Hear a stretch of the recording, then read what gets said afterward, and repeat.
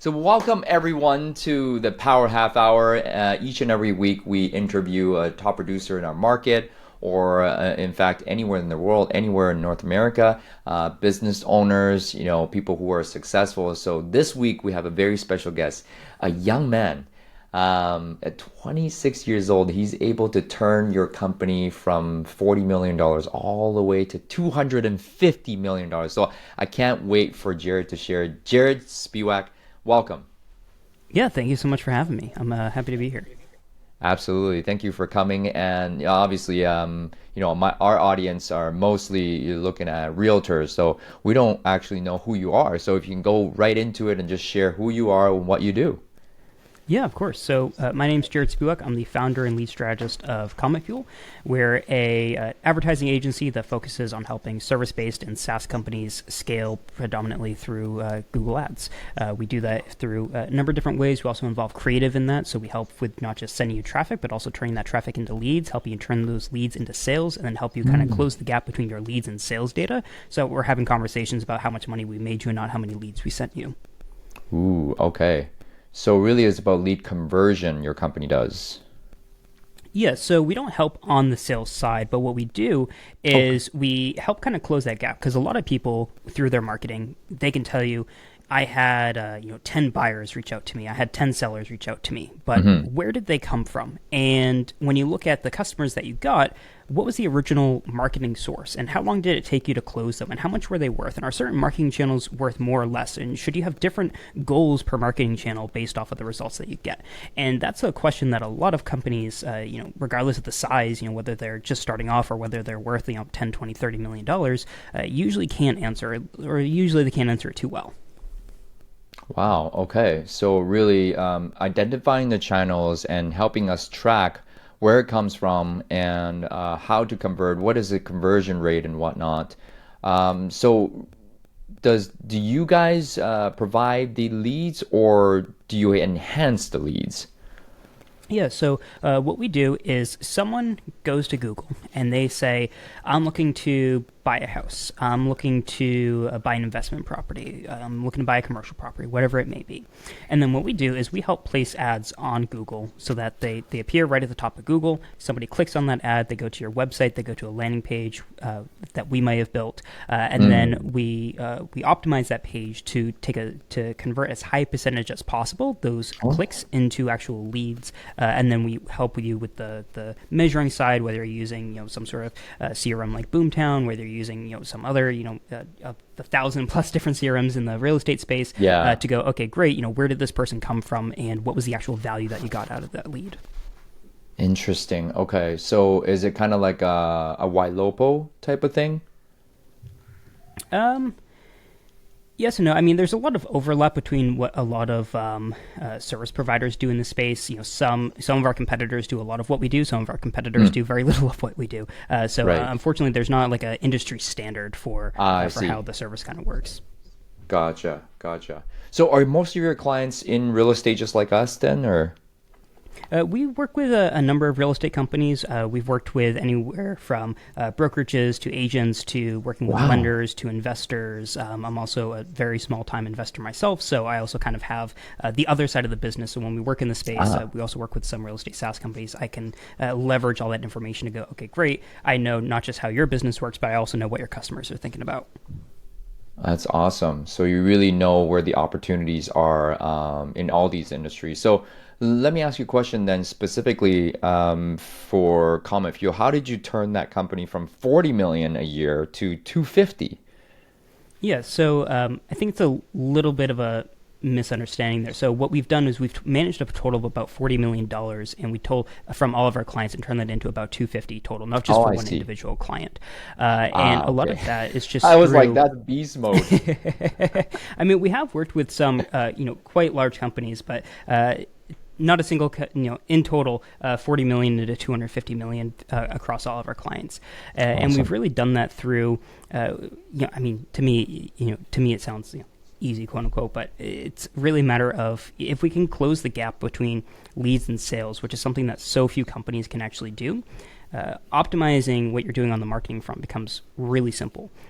For e-commerce businesses, which is an industry that we don't work in, but those guys have a lot of advantages. They go onto their Google Analytics, they go into their website, and they can see how much money they made. And usually by default, it'll even tell them where they made that money from, the marketing channel, because it's all on the web, very easy to track. A lot of service-based businesses, they know how many people called them, they know how many people filled the form, but they don't always know how many of those form fills were actually qualified leads. How many of these, we got 25 people who wanted to be buyers, but how many of these were just window shoppers? How many of these were people that had a budget of $200K in a 400,000 medium house area? So if we can then instead focus on tracking that and go, okay, let's go deeper than just phone calls, lead forms, live chats, what have you. What about actual qualified leads, and which of those qualified leads turned into sales? And we use that data to optimize as opposed to the lead data on the front end. All your competitors are going after phone calls regardless of quality, and we're optimizing for what actually matters, which is revenue. Oh, wow. So going after the revenue and really identifying which leads are going to be most likely to convert. And so you're actually going towards the most qualified instead of just kind of, spraying and praying that one of them will work out kind of thing. Exactly. We don't just want to send you, 50 leads and say, hey, good luck. That's awesome. Wow. So for the real estate agents and team leaders out there, I think, you should definitely talk to Jarod here. So Jarod, I want to, kind of rewind a bit. Obviously, you have a very successful, thriving, agency. But you started working a long, long time ago at 14 years old. Tell me a little bit about that journey and how did you get to today, Comet Fuel?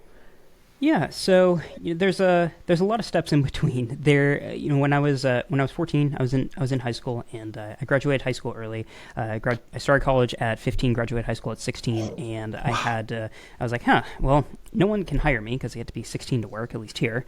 It's 15 for some places. Well, no one's going to hire a 14-year-old. So I went online, just Googled, very unsuccessfully, how to make money online, as a lot of people do. And I started working for this website where people would pay you to just write content. And that led to me understanding, there's this thing called SEO. And people want content for their website so that they can rank on Google and get traffic. Cool. So at that point in time, you're just keyword stuffing, where it's like, hey, here's this keyword that we're trying to rank for. Find a way to put this 8 times into this 500-word article. And that kind of led me down the path of marketing, because I really didn't know at that time what I wanted to go to college for. And I ended up getting my degree in marketing. So that led me into going, okay, great, let's pursue the marketing side of things. From there, I spent about a little bit over a year in corporate real estate marketing, working in residential. So the company that I worked for, they'd buy 400-unit apartment buildings, and then you had to fill those units. Corporate really wasn't for me. There was no real future for me there.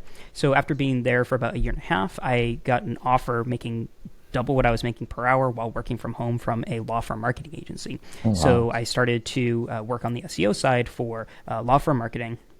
And eventually that went from full-time down to part-time down to no time. And, while we do Google Ads now, we never actually started a Google Ads agency. We started an SEO agency called Blue Dog Media in 2018. And what happened was around, between 2018 and 2020, every once in a while, a client would ask us hey, do you want to run our ads too? We like working with you, but we don't like who's running our ads. And I'm like, no, we're not an ad company. We do SEO. Then they're like, well, we really don't like who we're working with with ads, but we like working with you. Can you please take a look? Sure, why not? So we started working on a couple of ad accounts here and there.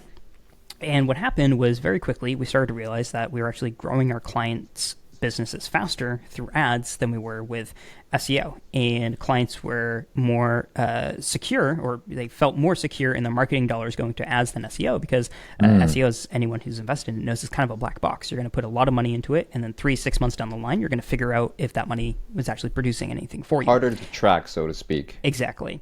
Yeah. And so with ads, we were scaling their businesses quicker and faster and easier, and it was more measurable, so the client also felt more kind of reassured that the money that they were spending was actually doing something for them. And around 2020, 2021, we started transitioning from an SEO-based agency to a Google Ads-based agency, and then ever since then, it's outlook is pretty good. That's awesome. So yeah, tell us a little bit of a difference between SEO and Google Ads then, and how that really impacts our business as real estate agents. Yeah. So for a lot of businesses, SEO is the sexy marketing channel. It's something that has a lot of allure. Everybody wants to be the first that comes up when somebody Googles for something. Just like, go back 20, 30 years ago, everyone wanted to be at the top of the directory site. Everyone, that's why it's all AAA real estate or AAA law firm, whatever, because they could get to the top of the yellow pages. Kind of the same exact concept here. Everyone wants to rank top so that when you search for something, you're the first thing that somebody sees. The challenge, though, on the SEO front is that it's really hard to understand how it works. There's a lot of knowledge that you need to understand how Google works, how the algorithms work, that if you don't understand that as a business owner, you're paying somebody money to do something that you don't understand, and the result that you get out of that, you probably also don't understand. And when things change, you can wake up, all of a sudden you went from page 1 to page 4, and there may not be an explanation. And you could do everything right, and that can still happen. Because why? It's an algorithm. Google makes mistakes. Sometimes they undervalue websites. Sometimes they overvalue websites. And so there's all this confusion, points of contention, etc. that generally I recommend SEO for companies that are very established, so that you can put in the large amount of funds that it'll take for the long amount of time that it takes. And so when a competitor does something shady, or a competitor starts throwing tons of money at content creation, or they start getting more media links, so people linking to your website matters a lot. It's really easier for a well-known company to get people that they already know to link to them with no effort or money or cost, because they're already a well-known figure. Really hard for someone who's just starting. The ads front, though, as soon as you launch them, the ads are there. You can start getting clicks right away. You can start figuring out if it's working pretty much right away. You can start making progress and tracking your changes and how that's working, what's your input versus your output, pretty much right away, and not waiting 3, 6, 12 months. Wow. Okay. So really, SEO is kind of like it's good. It will work, but it's A, harder to track, and B, you don't know how it's working.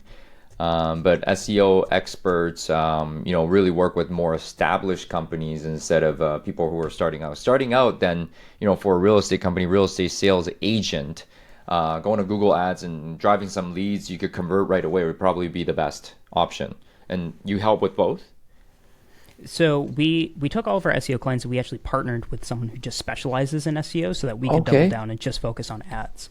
So Nice. when people come to us, sometimes they're looking for both, and we have a partner that we work with, and his name's Jonathan Keekbush. He takes over all the SEO stuff. We work on the ads front, and then our companies just kind of work with those clients congruently, if you will. That's awesome. Very cool. So what's like the onboarding process with your company? If we're like a real estate company, let's say. Yeah, so something that we really try to do with our onboarding process is we have what a lot of people consider a very overwhelming intake form. And what we've done over time is 6, 12 months into an engagement working with a company is thinking back and going, what did I learn about this company 6 to 12 months in that I really wish I knew on day one? And we use that information to inform what questions we ask everybody at the front, going, wow, this client told us some really interesting things about their business 8 months after we started working with them. How did we fail to collect this information at the forefront? And so we have this laundry list of questions. Sometimes it's even the same question asked in different ways because people give different responses just because they respond differently based off the verbiage. And we get really, really, really specific information about who you are, what is it that you're trying to accomplish, who are your competitors, why are they your competitors, what makes you specifically unique. We then go through that. And then our next step from there is, one, organizing all that information just for, accountability reasons, just understanding what you're on about. But secondly is, what's the angle here? What is something that we can put in front of your competitors, put in front of your prospective customers that is unique and stand out? And how well do you know your customers? That's something that we also find out a lot, that a lot of people have no idea who their actual customers are.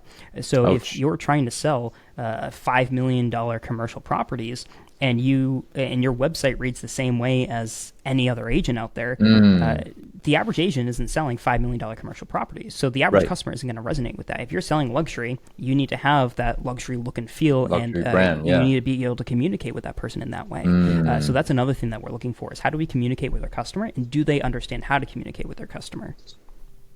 That's great. So you help clients with that. So what do you see as like the biggest mistake that agents make with running Google ads, and because this is what I hear all the time, like, oh, I run Google ads, they're really no good, we're probably converting at about 0.5 to 1%. So how do you help clients convert at a higher level? Yeah, so one of the most important things is making sure you're tracking the entire sales process. When things are going wrong, this is just the world we live in. Everybody always yells at the marketing person. If the business is down, it's marketing's fault. That's just kind of what we live. Yeah. That's not always the case though. And what I recommend everybody do, and what we try to help all of our clients do, is make sure that you're tracking every step from clicks all the way to cash being in the bank, which is what happens when you get these 10 leads. And there have been times where we found like, yeah, you got these 10 leads. It took you 3 days to respond to them. They contacted 5 other people in that time. Of course you didn't convert any. Or we've had people like, hey, you got like 5 phone calls, 20 form fills. I never check my email. Well, there's a problem. So it can be marketing. It can also be something else. So the first thing I recommend everybody do is be able to find what the actual problem is, because you can't say what the problem is unless you're tracking that entire process. And then you need to find what the best opportunity for improvement is. You might be able to improve by lowering your cost per click, but if you need to lower your cost per click by, let's just say, I won't even throw out a fake number, but let's just say to hit that goal that you need to hit, it's going to take you 3 months of trial and error. But what if you could achieve that in 2 weeks by just going, hey, you know what? Maybe we should start talking to some of these companies maybe we should hire an ISA. Maybe that's what we need. Maybe I have enough leads now, but I need to not be the one following up with these people because I don't have the time. I need somebody else to handle that follow-up for me. Maybe that's my path of least resistance to making my Google Ads account profitable. It might have nothing to do with Google Ads. So that's the first thing, is that it might be the ad account. It might be something else. So first is to identify what's the actual issue and what's the path of least resistance to actually getting to the result that you're looking for. That's the number one thing that 99.999% of service-based businesses never do. That's really good. So really what you're saying is speed to lead. Really, if you're not calling them right away, they may contact 5, 6 other people. And when you do call them, you're already out of the game, so to speak. And then we blame it on marketing, blame the leads, like leads are no good. Right? Yeah, especially if you've historically relied on referrals. This is a very common problem with businesses that have relied on referrals, because the truth is you've never had to do sales. Those people came to you ready to buy. They're already sold. Their friend, whoever referred them, they sold for you. And then when you're getting to this point, like, hey, this lead, you might have to follow up with them for weeks, for months. Maybe they're not ready to buy for the next year and a half. For some of our clients, I can't disclose who, but we're working with this client in the real estate space. We have full access to their CRM. And just looking, granted, they have a decently sized sales team at this point, looking at it, they're like, wow, these leads that came in from these marketing channels, they've had like 50 phone calls with them over the past 2 years, and now they're ready to buy. Wait, hang on. 50 phone calls in 2 years, and now they're ready to buy. Yeah. So for what they're doing, it's basically they work with real estate agents, and so it's like, this person wanted more leads, but then they transferred to a different brokerage, and then the communication fell off for a couple months, and then they got married, and then this happened. Like, stuff happens. Like, maybe somebody lost their job, and that's why they're not ready to buy today. And then 6 months from now, they're set up in a new job, and now they're ready to buy. Or maybe it turns out that I had a friend who tried to get qualified for a loan. She didn't get qualified because she just missed it, what she was trying to get qualified for, because her car payment was just too much. And so it's like, if you pay off your loan just consistently for the next 6 months, you'll be able to qualify for this, and your debt level will be low enough. Okay, great. Did any of the agents she talked to follow up in that 6 months to go, hey, how you doing now? Hey, are you ready to buy now? No, of course not. None of them ever reached out again. So that's another thing. It's not just how quickly do you contact, but also, are you following up with that person? They might not be ready to buy today, but what about 3 months from now? Did they tell you never to contact them again? Probably not. It's not hard to just be like, hey, just wondering where you're at. Should we continue the conversation? Should I follow up with you again in 3 months if it's a better time? Or would you prefer I never talk to you again? That's a good question too. So really what you're saying is, number one is speed to lead, and number two is your leads don't suck, your follow-up sucks. For a lot of businesses, and and I'm happy to admit that, maybe not happy to admit, but sometimes for myself as well, stuff happens. You can build a follow-up system. I've gotten much more aggressive with follow-ups, and it's night and day. If somebody says, I'm interested in doing this today, I'm following up with you tomorrow morning if you haven't moved forward. Not to be rude, but just say, hey, you said you want to move forward, just making sure, is there something on my end? Do you need a little bit more time? Like, what's happening? I just want to be involved in the conversation so that I know how to drive this conversation for that next touch point. Yeah, guys, prospecting without lead follow-up is a complete waste of time. And in the online lead world, I do think that it's not only a follow-up. You gotta put in this word in your head is nurture. I think because a lot of times I came from a Mike Ferry background, and it's all about a lead isn't someone that's going to buy or sell in the next 7 to 10 days. And that actually doesn't happen that often. And most people who, especially coming from online, where they clicked on a website, usually, would you say 6 to 9 months out on average? I think there's going to be a lot of factors. I think it's going to depend on, especially in the real estate space, the economy. Where we are right now, if we're in an era where people are losing their jobs left and right, someone might be ready to buy today. They might be ready to go today. They're like, yes, I'm looking. And then, oh man, my job's giving a lot of layoffs. Do I really want to risk buying that house here? Maybe I don't even want to live in this area 6 months from now. Maybe I'm considering moving for a job. So yeah, there's going to be people who are maybe ready, in the next couple days. There might be people in the next couple months, maybe in the next couple of quarters. Yeah, so you just never know. And first is first, you need to call them right away. And then if they're not ready today, you need to follow up and nurture until they are ready. So really, we're talking about working. You have to work, don't you? Yeah, just a little bit. Yeah, you have to. It's not hard to do better than average. If you do the bare minimum, you're better than average. For most industries, what I found is that I have a buddy that we constantly complain how hard it is to get people to take our money, because I'm constantly like, oh, somebody reached out to me and I said, wow, it seems like you have a really cool offer.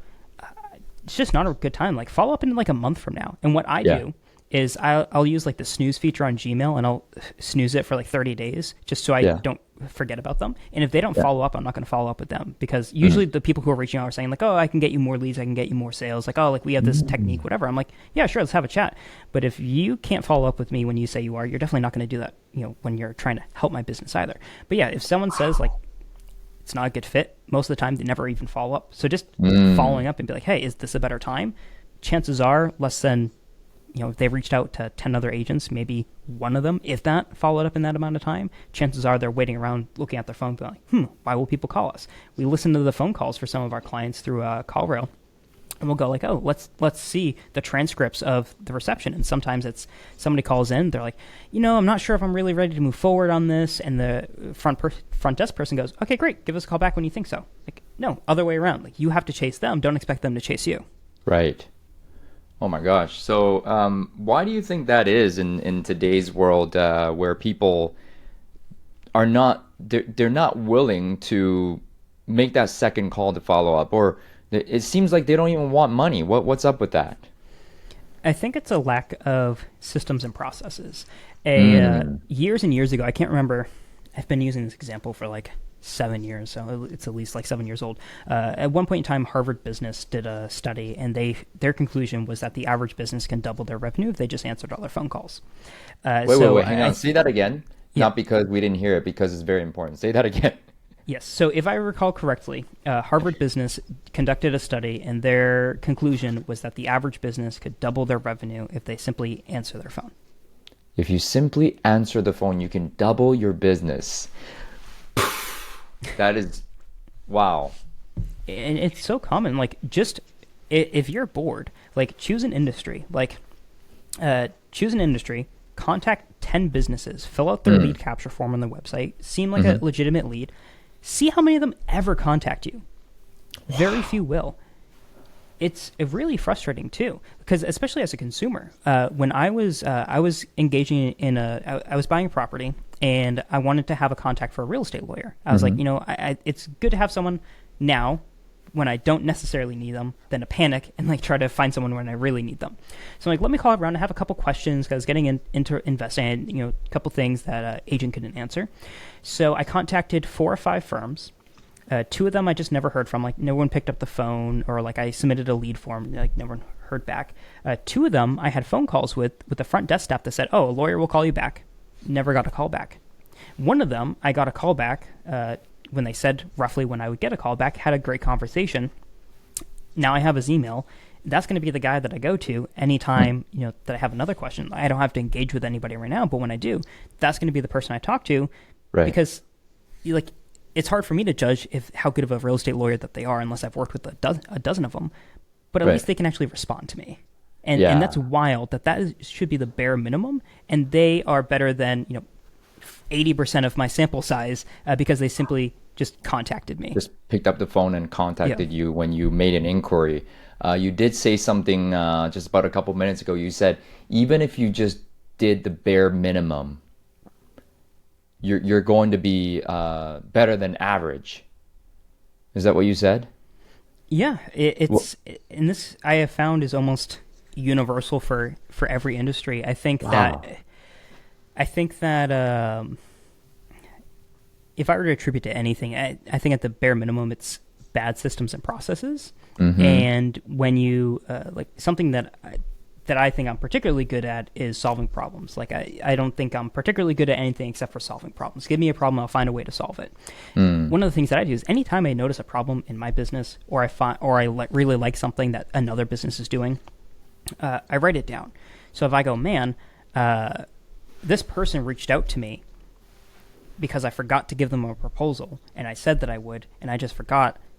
That's a big problem. I need to solve that. Okay, well, now if I have a call with somebody, how can I automatically say, okay, follow up with them like every 7 days or every 14 days? Or how can I go into my CRM and remind myself? Or how can I build a system and process that every time I jump on a call with somebody, I have to open up the same Word doc, and that Word doc says at the very bottom, great, take all your notes from this call and then make sure you schedule a follow-up at some time.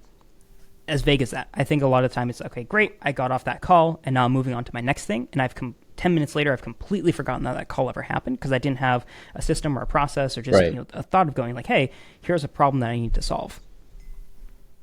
Wow. Okay. So really, guys, systems processes are very, very important with regards to lead follow-up. And I mean, it is what it is. If you're not good at reminding yourself, you better have some systems in place. And if you don't follow up, you're not going to make any money in real estate. So really listen to this. And if you just do the bare minimum, guys, you're going to come out on top. And if you are elite in your effort, your lead follow-up and prospecting, you're going to make a lot of money. Wow. Thank you for this, Jarod. So a couple minutes left. I wanted to ask you, what is the impact of AI in real estate, you think, in the next 5 to 10 years? Sure. So I think that we're already seeing a massive decline in the interest in AI from people. Really? The amount of chat GPT users are way down. The amount of searches that people are interested in AI is down quite a bit. Wow. We had this massive hype cycle. Think about anything like crypto or NFTs. Kind of like the same thing. All of a sudden, it's this new technology that people don't understand, but other people that seem to understand it say it's really cool. So everyone's buying into the hype. Then something happens and it starts to trend down. So AI in real estate, kind of as a whole, we're going to see it everywhere. It's going to be implemented in terms of hey, give us ideas of the types of properties that you're interested in buying, and our AI will find properties for you instead of just doing keyword-based searches bedrooms, bathrooms. It might crawl the description, and it's not really AI, but they'll say it's AI. Or we're going to use AI to estimate what this house will sell for, for investors. Or we're going to use AI to estimate what the rent will be, so on and so forth. That being said, it's a tool to enhance your abilities. It's not a replacement for humans. The way that I like to look at it is AI, and there's tons of different AIs, tons of different models, tons of different ways that it works. In general, I like to think of it as going from a manual can opener to an electric can opener. It lets you do the same thing more efficiently if you know what you're doing. It's not a factory line that just automatically does the entire thing for you. But what's really interesting is, AI, the most common thing that people talk about is ChatGPT. Cornell just did a study and found that, let me get the actual number here because I reference this a lot. 52% of ChatGPT's answers contain inaccuracies. They also found that people are more likely to prefer an inaccurate answer from ChatGPT than an accurate answer from a human. simply due to the more authoritative writing style that ChatGPT has. Wow. And so the So they're good challenge, salespeople. pretty much. So the challenge is that if you're not skilled in whatever it is you're trying to automate, you don't have the skill to understand when the AI has done something wrong, when the AI has made a blunder, when the AI has screwed up. And so it's like I don't know, it's like throwing money at the stock market and hoping for the best, or like option trading without knowing anything about options. It's like you don't know why it went up, you don't know why it went down, but you're like, hey, like I did the thing. Yeah. Why didn't I get the result? So you can use it for copywriting, but unless you're a copywriter, it's really hard for you to judge if that's good copy or not. Uh-oh. You could use it to say, hey, come up with a marketing strategy for me. But unless you know what a good marketing strategy looks like, you can't judge if that's a good marketing strategy. And so that's one of the big dangers with AI. It's not a replacement for these specialties, but it allows you, if you know how to do that, to enhance your ability. If you're a good copywriter, you can get tons of good copy, or you can speed up your ability to write good copy. If you have no idea, maybe it can start you on the path. You don't know how to write a good about section for your website, but you give it a couple bullet points and you can look at that. You're like, yeah, that's roughly my story. That's good enough. But if you're like, hey, I'm trying to write good sales copy, do you know what good sales copy is? And if you don't, you can't judge that sales copy. Oh my goodness, guys. We will not be replaced by robots here in the real estate industry. It's an enhancement to what we do, not a replacement for what we do. Wow. Jarod, that's amazing, amazing insight. Any last insight for the audience as we go on, to become successful in the last quarter of 2023? Yeah. So one of the biggest things for my business, which has made it faster and easier for me to grow and basically consistently hit all of our quarterly goals since we implemented the system, is track everything. Like as broad as that sounds, but write down, what is your revenue, what is your profit, which are you less happy with. Now, you can't just say, hey, I want to increase my revenue. That's not actionable. But then you can dive into how does what comprises of your revenue. You might look at that as like residential sales, commercial sales, depending on what you're doing, or like the size of property, houses, etc. What's your greatest opportunity for growth? If you're trying to hit that revenue goal, is it easier for you to nurture your existing lead base? How many people do you have in your pipeline at what stages? Or is it easier for you to go out and get new people into your pipeline? And so if you can continue to drill down in your business and become very, very specific with what your problem is, you can sometimes solve that problem in days. There have been times where we've set a quarterly goal for revenue growth and we've solved it within a week by just going like, what's actually the quickest path? And something that we did last quarter was, we have a lot of legacy clients that we get really good results for that we charge next to nothing. I'm just going to send 5 emails to these clients and say, hey, this is all the new stuff that we can do for you that we haven't done before, and this is all the extra value that we've provided to you. We're increasing your rates to Y. We sent that out to like 5-6 clients. We had one person say no, and just those 5 saying, or those 4 or 5 saying yes, allowed us to hit our pretty much our entire quarterly revenue goal increase. We didn't have to worry about getting new leads. We didn't have to worry about improving our close rates. Yeah, we could look at our close rates and go, I wish that was a little bit higher. But if that's not our path of least resistance, who cares? Like, I'm happy to have a low close rate if we're still hitting all of our other goals, because that low close rate isn't what's actually holding me back. It's something else. So if you can get really, really specific and actionable about exactly what is driving you back, holding you back from hitting your goal, exactly what the path of least resistance is, I can almost promise you that your days are going to get a lot easier. I work a lot less. I stress a lot less because I just go, oh, here's this very specific thing that we need to do. That's the quarterly goal. And I know that if we do that, we'll hit our goal, no problem. Wow. Gosh, that's good. I mean, that's really working smarter, not harder. But by tracking everything that you do, knowing exactly where your inefficiencies are, where your best opportunities are, you don't actually have to actually go acquire new clients. Perhaps you can have it right in your database, and you can increase your revenues tenfold if you just track everything. So Jarod, that's man, you are a genius. Jarod, where can people find you and reach you? Yeah, absolutely. So if you want to know more about us and potentially get on the call, you can go to cometfuel.com. And I very inconsistently create content at YouTube. You can just look at Jarod Spiewak at YouTube. Jarod Spiewak at YouTube. Okay, perfect. And then cometfuel.com. Guys, what a great call. I think this has to be, a two-parter, but we'll love to have you back. Reach out to Jarod if you want to talk more. Guys, make it a great day. What a great call today. We'll see you all next time. Adios. Bye-bye.